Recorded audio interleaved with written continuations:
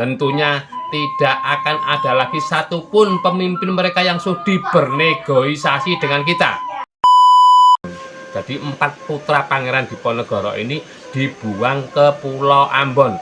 Sedangkan Pangeran Junet dan Ki Sodewa terbunuh dalam peperangan.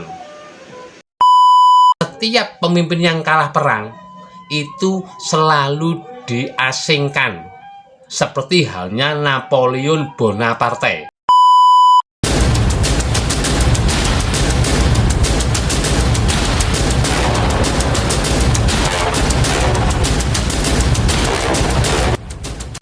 Assalamualaikum warahmatullahi wabarakatuh. Jumpa lagi dengan saya, tukang ojek online channel, yang menceritakan tentang sejarah-sejarah perjuangan bangsa, sejarah para pahlawan bangsa, yang berisi juga tentang sekelumit pengajian dan ngaji dari Kiai Haji Bahaudin Nur Salim, juga menceritakan tentang pengalaman-pengalaman pribadi saya sebagai driver ojek online. Bagaimana kabarnya saudara-saudaraku? Bagaimana kabarnya sedulur-sedulurku semuanya? Tidak bosan-bosannya saya selalu mendoakan bahwasanya saudara-saudaraku, sedulur-sedulurku semua agar selalu mendapatkan kesehatan, agar selalu mendapatkan rezeki yang banyak, dan agar selalu bahagia. Amin amin ya robbal alamin. Di video yang lalu, di edisi ke-6, saya menceritakan tentang sejarah penangkapan daripada Pangeran Diponegoro dengan kelicikan Jenderal De Kock, dengan alih-alih perundingan, dengan alih-alih perdamaian, tapi kenyataannya Pangeran Diponegoro itu ditangkap dengan tipu daya dan muslihat. Dan akhirnya penangkapan Pangeran Diponegoro itu dikritik oleh Pangeran Hendrik, yang ayahnya kelak menjadi Raja William II. Beliau menulis dalam buku hariannya saat bertemu dengan Pangeran Diponegoro dalam pengasihannya di Benteng Rotterdam pada 7 Maret tahun 1837. Di dalamnya, dia mengkritik cara pihak Belanda, khususnya Jenderal De Kock, memperlakukan Diponegoro karena memiliki dampak politik yang sangat buruk di daerah Hindia Belanda. Jadi Pangeran Hendrik ini mengkritik cara pihak Belanda, khususnya Jenderal De Kock, memperlakukan Diponegoro karena memiliki dampak politik yang sangat buruk. Yaitu isinya, jika suatu hari kita menghadapi sebuah kondisi yang diharapkan, yaitu terjadi sebuah perang lagi di Jawa, di mana salah satu di antara kita, entah pihak kita atau orang Jawa, yang akan kalah, tentunya tidak akan ada lagi satupun pemimpin mereka yang sudi bernegosiasi dengan kita. Saya yakin bahwa penyebab kampung Bonjol di Sumatera menolak untuk menyerah tidak lain disebabkan oleh apa yang diucapkan salah seorang pemimpin orang Bonjol, yaitu Tuanku Imam Bonjol. Jika saya bersedia datang untuk berunding dengan pihak Belanda, saya yakin akan diperlakukan seperti Diponegoro. Jadi kritikan dari Pangeran Hendrik ini sangat pedas. Karena apa? Berdampak buruk pada situasi politik di negeri Hindia Belanda. Kita masuk pada lukisan penangkapan Pangeran Diponegoro yang dilakukan oleh Jenderal Hendrik Marcus De Kock tanggal 28 Maret tahun 1830 karya Raden Saleh.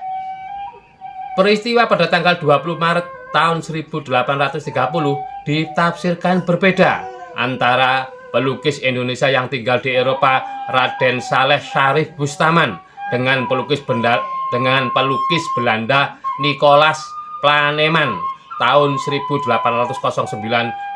sampai dengan 1860.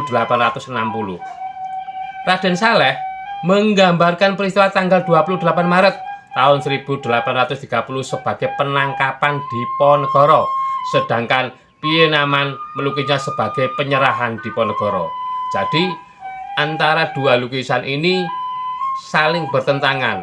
Yang pertama, lukisan karya Raden Saleh ini menggambarkan bahwasanya beliau melukis saat penangkapan Pangeran Diponegoro oleh Jenderal Hendrik de Cock, oleh Jenderal Hendrik Marcus de Cock.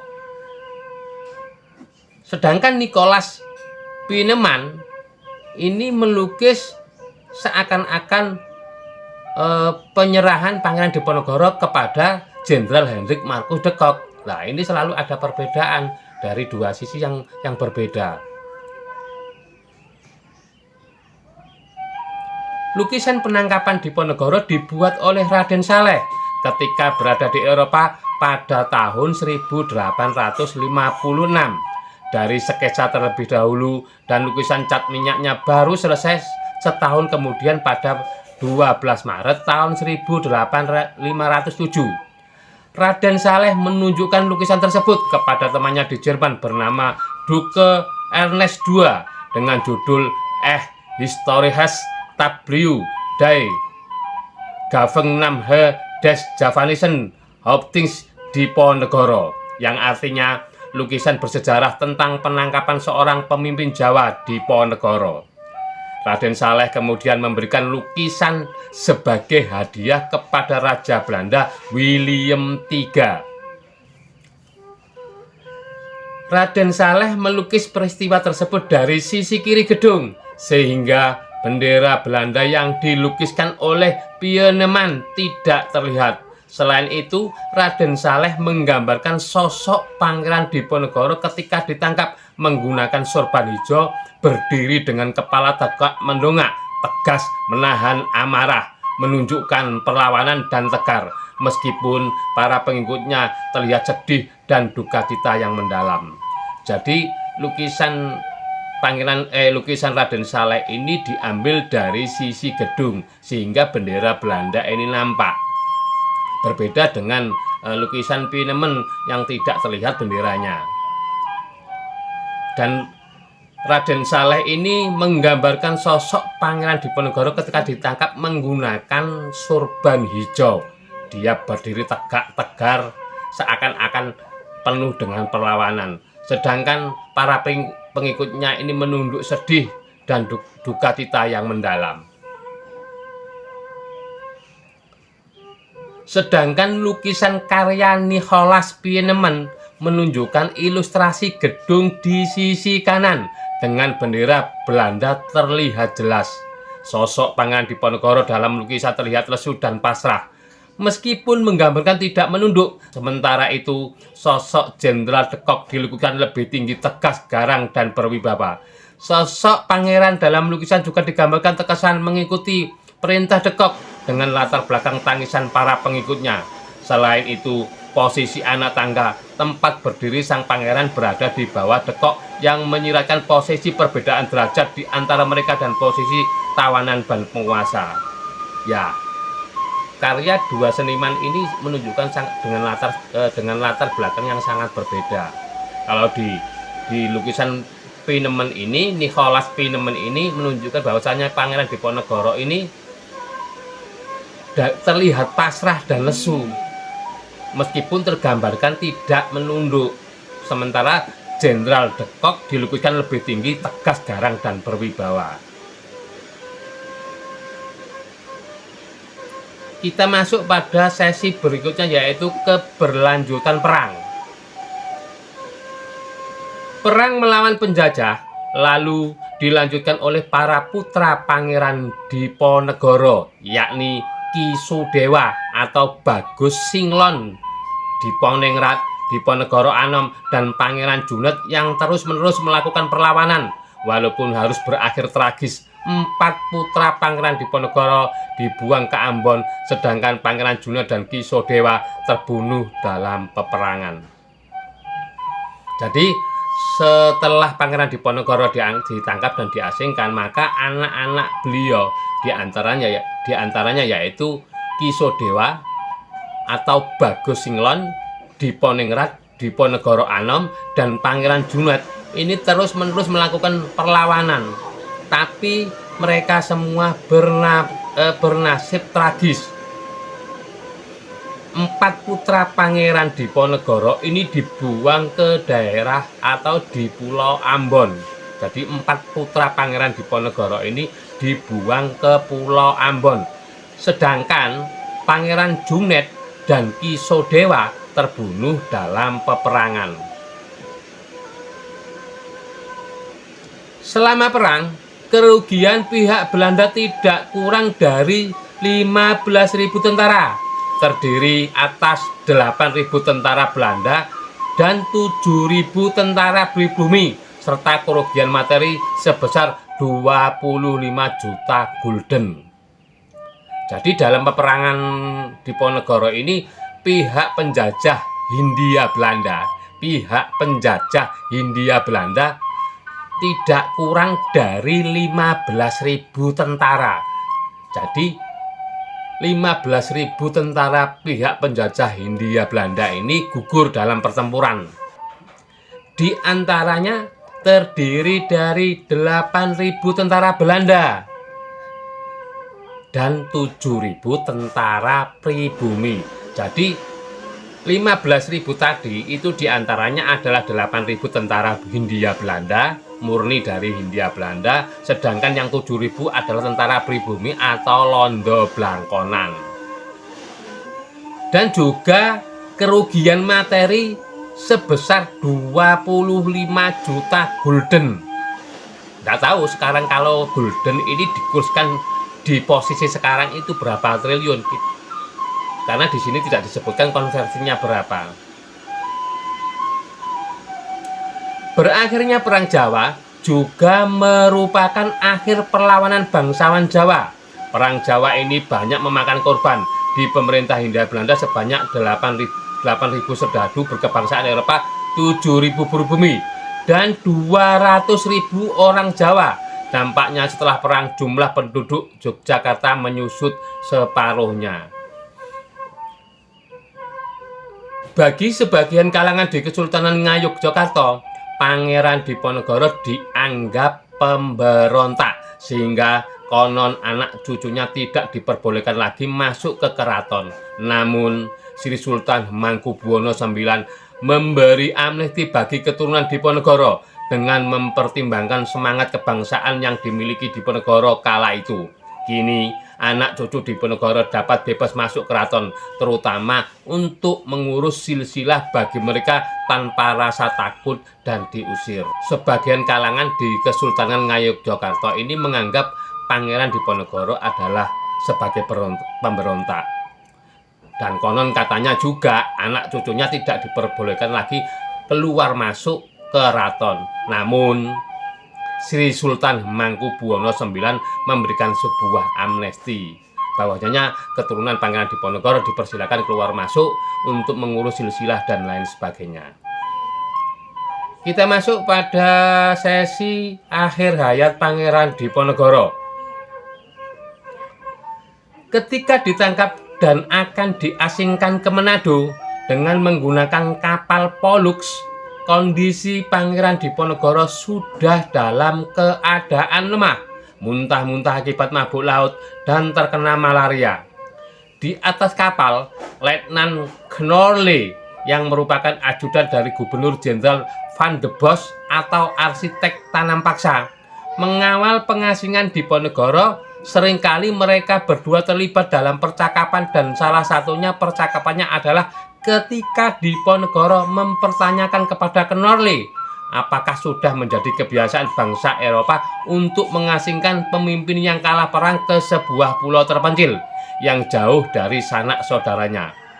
Mendapat pertanyaan itu, Knorle menjawab bahwa Pangeran Diponegoro diperlakukan sama dengan Napoleon Bonaparte yang sama-sama diasingkan dalam usia 40 tahunan.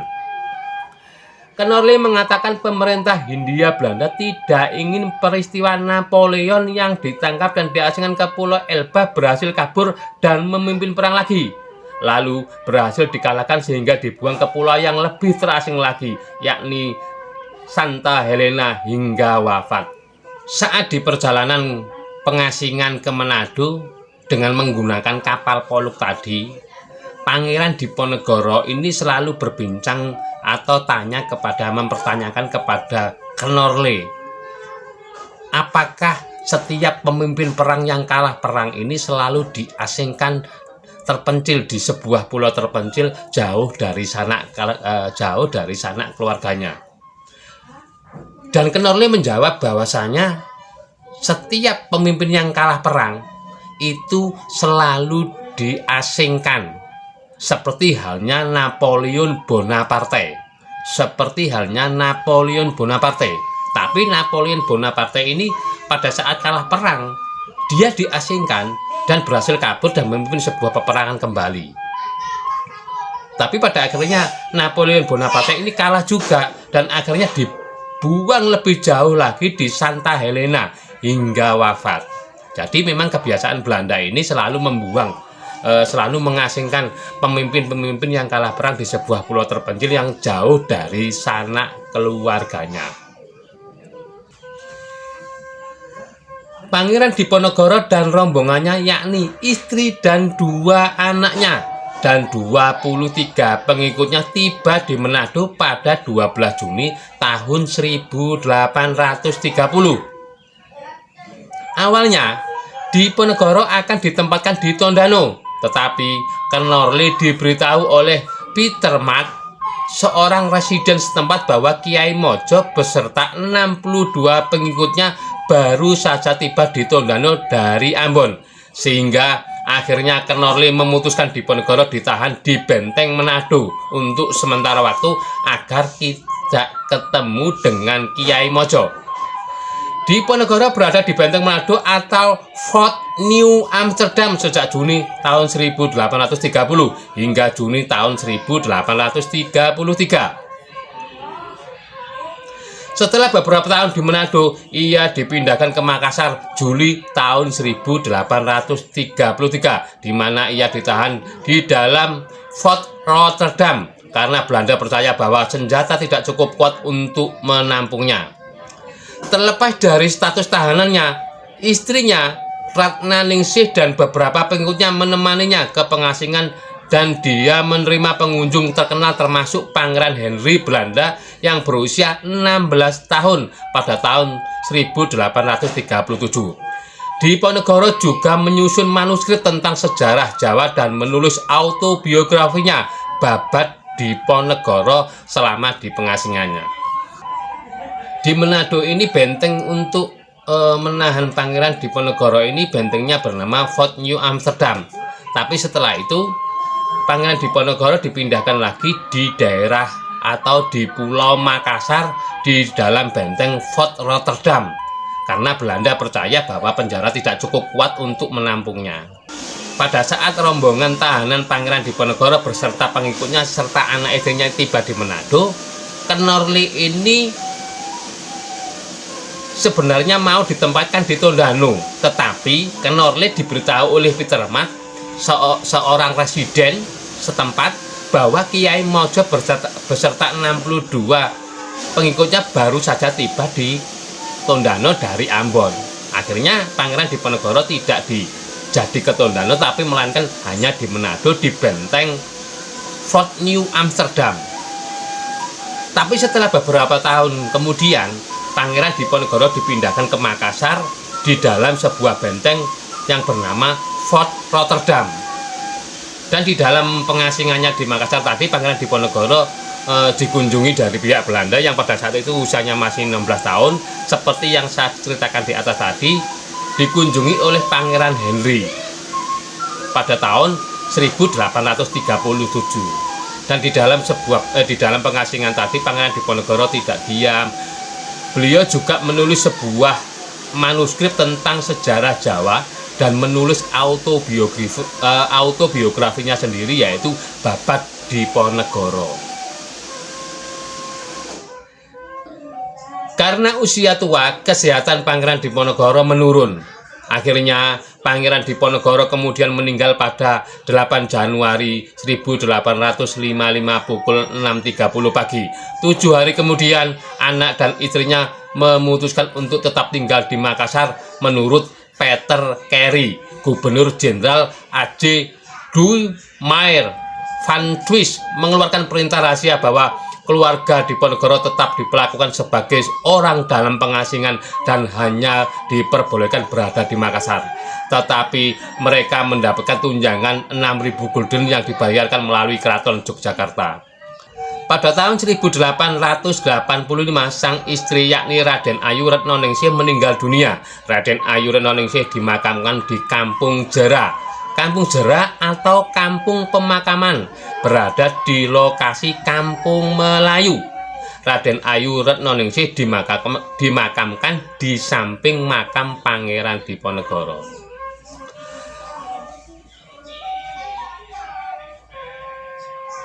Karena faktor usia, akhirnya kesehatan Pangeran Diponegoro ini lambat laun juga menurun karena digerogoti oleh beberapa macam penyakit seperti malaria, dan akhirnya Pangeran Diponegoro ini wafat pada tanggal 8 Januari tahun 1855 pukul 6.07 pagi. Ini menurut Peter Carey. Setelah itu Jenderal Gubernur A.J. Duiman Van Twist mengeluarkan perintah rahasia bahwa keluarga Diponegoro tetap diperlakukan sebagai orang dalam pengasingan. Jadi keluarga dan pengikutnya Pangeran Diponegoro ini ada sebuah perintah rahasia dari Jenderal A.J. Duiman Van Twist bahwasanya keluarga dan pengikutnya Pangeran Diponegoro ini tetap menjadi orang tahanan di dalam pengasingan, tidak boleh keluar dari Makassar. Tapi keluarga dari Pangeran Diponegoro ini mendapatkan tunjangan 6.000 gulden yang dibayarkan melalui Keraton Yogyakarta. Dan pada tahun 1855 sang istri yakni Raden Ayu Retnoningsih ini meninggal dunia, dan kemudian beliau dimakamkan di Kampung Jera bersebelahan dengan makam sang Pangeran Diponegoro. Baik saudara-saudaraku, itulah sekelumit cerita edisi ke-7 di hari ini. Karena waktu dan tempat yang kurang memungkinkan, saya akhiri dulu. Nanti akan ada kelanjutan lagi di bagian 8, di bagian-bagian akhir, yang menceritakan tentang apa sih peninggalan Pangeran Diponegoro, apa sih karya Pangeran Diponegoro, dan apa sih senjata Pangeran Diponegoro. Baik saudaraku, terima kasih sudah menonton video ini. Jangan di skip dan jangan lupa subscribe. Akhirul kalam, wabillahi taufiq wal hidayah. Assalamualaikum warahmatullahi wabarakatuh. Salam sehat, salam waras, salam seger waras, salam menolak lupa. Terima kasih.